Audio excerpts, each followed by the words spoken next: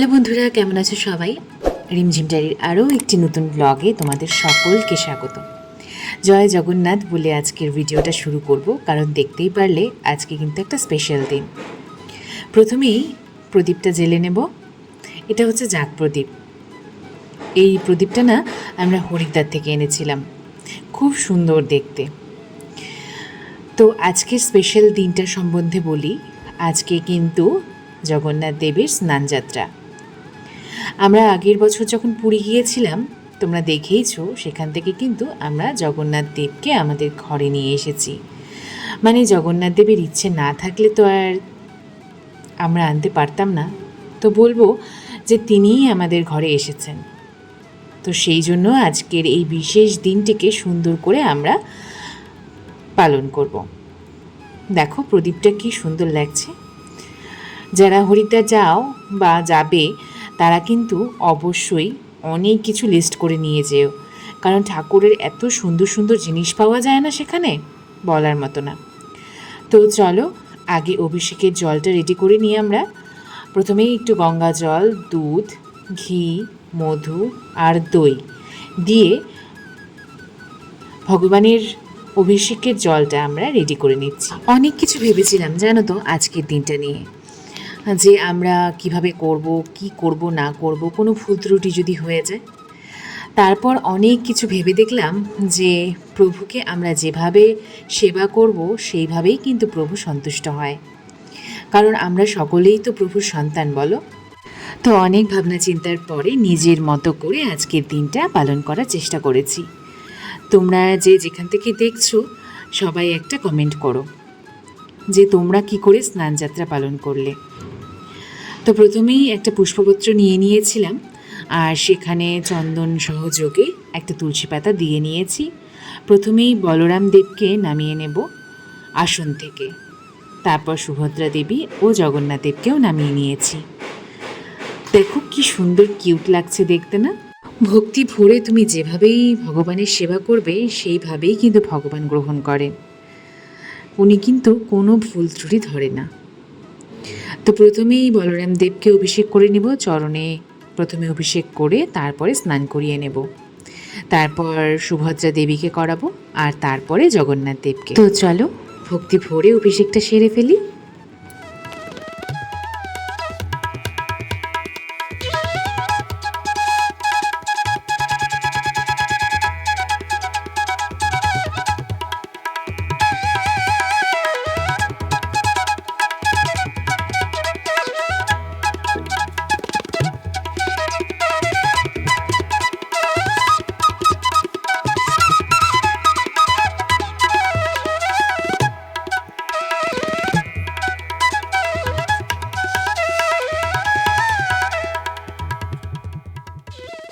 যেহেতু দিনটা সোমবার ছিল, তো ভোলেনাথকে অভিষেক করবো না সেটা তো হতে পারে না, সঙ্গে ভোলেনাথকেও একটু অভিষেক করে নিয়েছি। এবারে চলো পরিষ্কার জল দিয়ে আর একবার ভালো করে স্নান করিয়ে নিই। এবারে সুন্দর করে পরিষ্কার করে মুছিয়ে তারপর তোমাদের সঙ্গে দেখা হচ্ছে। দেখো নতুন জামাও নিয়েছিলাম, আর বলরামকে পরাবো এই কমলা রঙের ড্রেসটা, আর জগন্নাথ দেবকে পরাবো এই ঘিয়া কালারের ড্রেসটা, আর গোলাপি কালারের ড্রেসটা পরাবো সুভদ্রা দেবীকে। সঙ্গে কিন্তু মালাও নিয়ে এসেছি, নতুন মালা। তো এগুলো সুন্দর করে পরিয়ে আমাদের এখানে জানো তো জগন্নাথ দেবের কিন্তু সেই রকম সুন্দর ড্রেস পাওয়া যায় না। আমরা যখন পুরী থেকে এনেছিলাম তখন সেখানে অনেক ড্রেস দেখেছিলাম, তবে তখন আর তাড়াহুড়োর জন্য আনা হয়নি। এরপরে ভেবে রেখেছি যখন পুরী যাব তখন সুন্দর সুন্দর দেখে অনেক কটা ড্রেস কিন্তু নিয়ে আসতে হবে। আর এই যে মুকুটগুলো দেখছো, এই মুকুটগুলো কিন্তু পুরী থেকে যে ড্রেসগুলো এনেছিলাম তার সঙ্গেই ছিল। আমাদের এখানে জগন্নাথ দেবের মুকুটও সেরকম পাওয়া যায় না।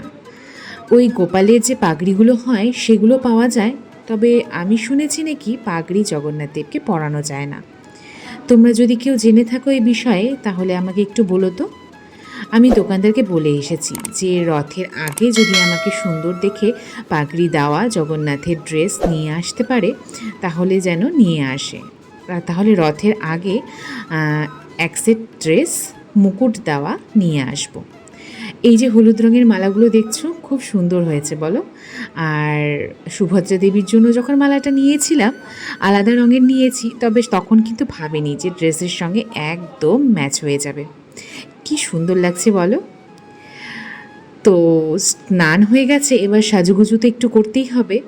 তো সুন্দর করে একটু চন্দনের ফোঁটা দিয়ে নিলাম জগন্নাথ দেবের কপালে। এবারে সুন্দর করে সাজিয়ে তুলব। এই সাদা জবাগুলো কি সুন্দর লাগছে বলো আসনে, দারুণ লাগছিল। আর বাগানের ফুল দিয়ে পুজো দেওয়ার যেন একটা শান্তিই আলাদা। বিশেষ দিনগুলোতে যখন অনেক ফুল ফোটে তখন কিন্তু আরও ভালো লাগে বলো। তো সুন্দর করে সাজিয়ে নেব ঠাকুরের আসনটা। ফুল গাছ থাকলে যেমন ভালো লাগে সেই রকম কিন্তু তার যত্নও দরকার রয়েছে। রোজ দিন পরিচর্যা না করলে কিন্তু গাছগুলো ক্রমশ নষ্ট হয়ে যেতে থাকে। আর এই বর্ষাকালে তো এত আগাছা হয় যে সেগুলো প্রায়ই কিন্তু পরিষ্কার করতে হয়। সেই দায়িত্বটা অবশ্য আমার কর্তামশাই নিয়েছেন, তো সেটা নিয়ে আমার চিন্তা করতে হয় না।